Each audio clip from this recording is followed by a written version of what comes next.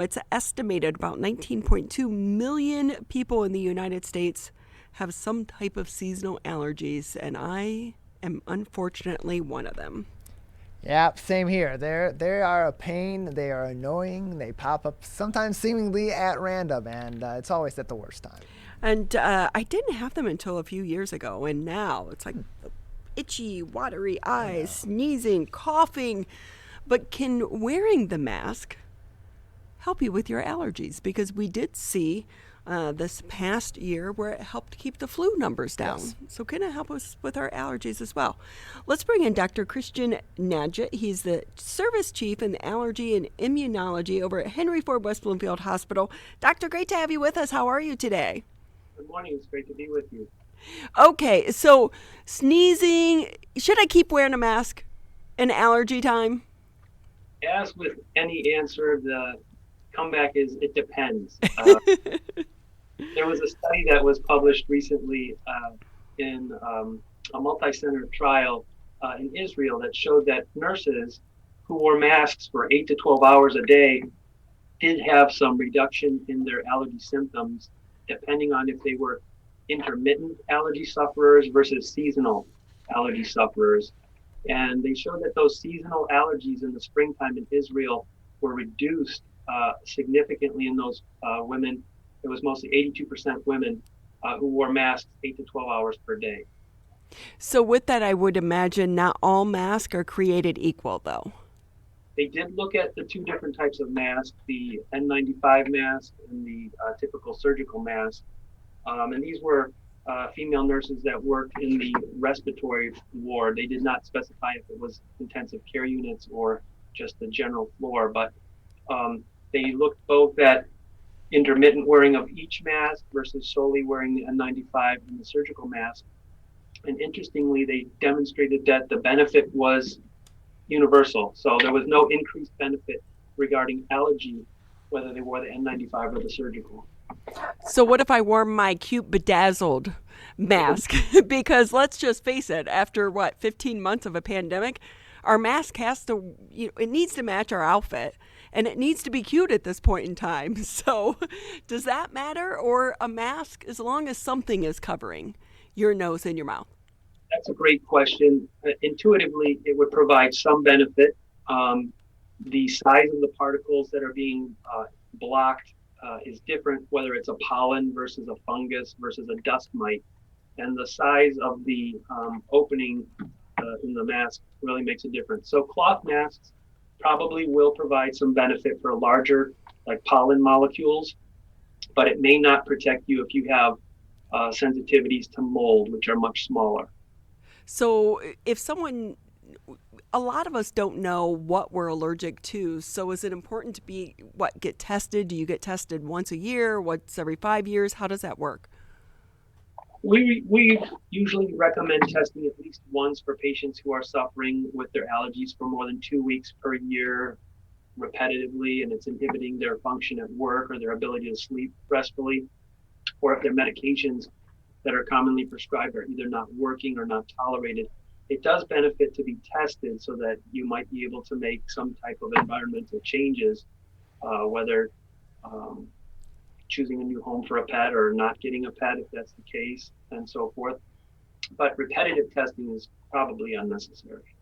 Hey, you just mentioned pets. I'm wondering, have you ever had anyone get divorced because someone got a pet and the other person was allergic to it, and it was like, I'm sorry, you got to go. My pet comes first. I've not personally had that experience, although one of my former colleagues noted that there was a struggle between a family where a lovebird was kept in the home despite the fact that the spouse had a severe allergy to birds. There were some consequences. I don't know if divorce was the result. Kind of threw you that curveball question there, but you hear about this a lot, right? I see it where people start dating one another and someone's allergic to pets, and it's like, no, I'm sorry, I can't go out with you any longer because my dog comes first.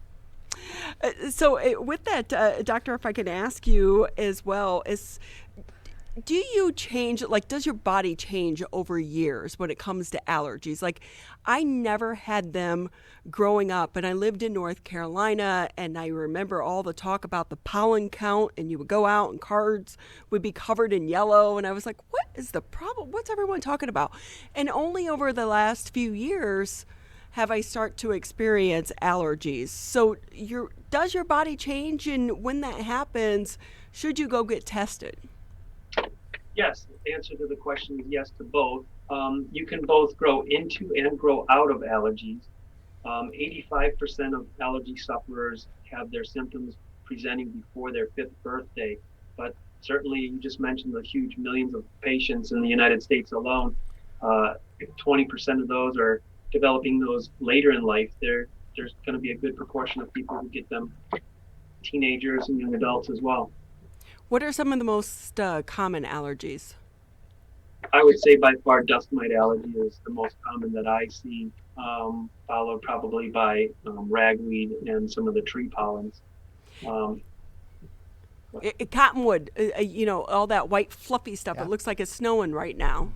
Yeah, that's a misleading allergen. The cottonwood pollen is actually dispersed between February, around Valentine's Day, until Memorial Day. And when you start seeing those floaty white things around, the pollen is already gone from that tree, and now you're into grass season here in Michigan. So when you're sneezing and itchy in June and July, that's grass and not cottonwood anymore. We're talking with Dr. Christian Nageotte over at the Henry Ford West Bloomfield Hospital. He's an allergy and immunology specialist. And with that, doctor, I have to say, when we're talking about mask and allergies, there's nothing worse than sneezing in your mask. No, that's disgusting. Look, it's happened to all of us at this awful. point in time. And I remember the first time you're like, it was almost like you were looking around like, did someone see that? But we've all experienced it. It's not a good thing.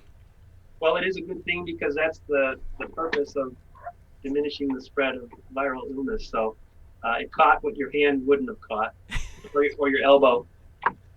Right, yeah, the elbow is the kind of the new thing, right? And so with that, doctor, too, if do you anticipate, though, that you're going to see fewer implications of allergies this year, or fewer visits from people with allergies like we did with the flu? Would expect that. However, there are probably just as many patients coming in now stating that their allergy symptoms have been worse over the last 6 to 12 months. And so it's difficult to, say that the masks will entirely eliminate allergy symptoms. It's hard to predict. And people are not, wearing a mask 100% of the day. So if you open that window, open that door, and your mask is not on, you've been exposed. So you're going to be exposed to these pollens at some point, but reduction as much as is realistic is helpful for those patients in whom the masks will benefit. And for those of us that are lucky enough not to work in an environment where we have to wear a mask for 8 hours a day, because the study was with people wearing a mask all day, we are typically putting it on and putting it off, so maybe it's not going to have as great of an impact. Exactly. And doctor, when you just kind of mentioned medication, we see so many of these commercials for the over-the-counter medications. Should people take them every day, or is it just when they start to experience, the side effects of allergies? Great question. With regard to the nasal sprays, they work best if you use them continuously. So the nasal sprays do not work rapidly, and so if you're only using them when your symptoms arise, you're missing all of the benefit. The tablets, the antihistamines and so forth, usually kick in within 90 minutes. So if you're itchy, taking an antihistamine will usually give relief that same day. But the nasal sprays, like the Flonase and so forth, those need to be taken every day to be helpful. So when you say every day, is it just every day during the particular time in which you're experiencing, the effects of your allergies, or is it every day, every of the month, all year long? Another good question. So if it's, let's use tree pollen as an example, I usually recommend to my patients to begin using their nasal sprays the the 1st of February and continue all the way until probably the second week of June. If it's ragweed, I would suggest starting 1st of August and going through the first frost of the year. Now, patients who have dust mite allergy, unfortunately, will have exposure year-round, and they should use their medication 365 days a year. I have such trouble putting that squirt up my up my nose, though. It's like, whew, I don't know. I just can't do it. It's a mental thing. You can. It's just the direction usually is not clear on the box, and people usually are inclined with their elbow out to spray towards the middle of their nose, and then they'll take a big sniff, and the medicine goes down their throat. They hate the taste, and they stop using it. If you get in the habit of leaning forward, spraying out to the side like a V, and not sniffing, just letting it stay in the nose as long as possible, there's less of that post-nasal drainage of the medicine, and it actually works better because it stays in the target zone longer. See, there's a proper way to do it. Interesting. Doctor, can I ask you too, because I don't have kids, but it seems to me that over the past, 10, 15 years, we're seeing a lot of talk about peanut allergies. And I remember when my niece and nephew were going to school, it was like, oh, you can't have anything peanut related. Yeah. My generation, we didn't go through that. The new generation does. Why are we seeing more peanut allergies right now?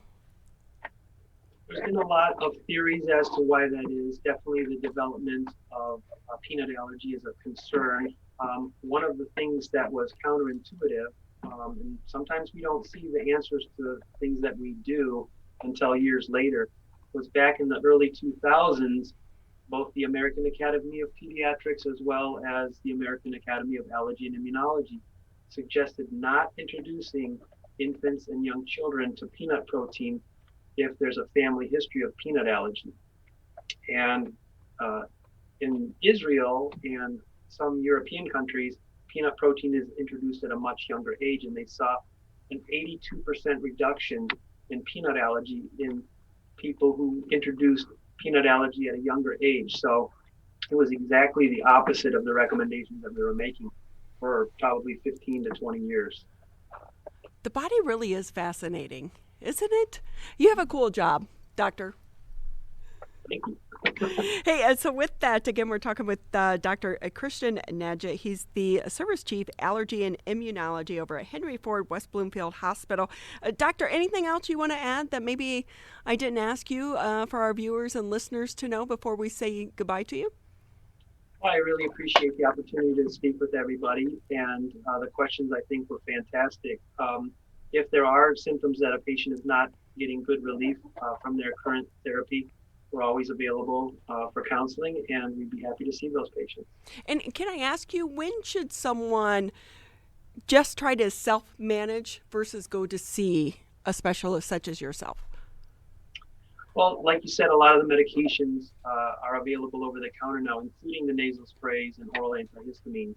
As long as they're using the medications as directed on the box or by their pharmacist, if their symptoms are well managed, they probably can continue to do that and have their annual visits with their primary doctor.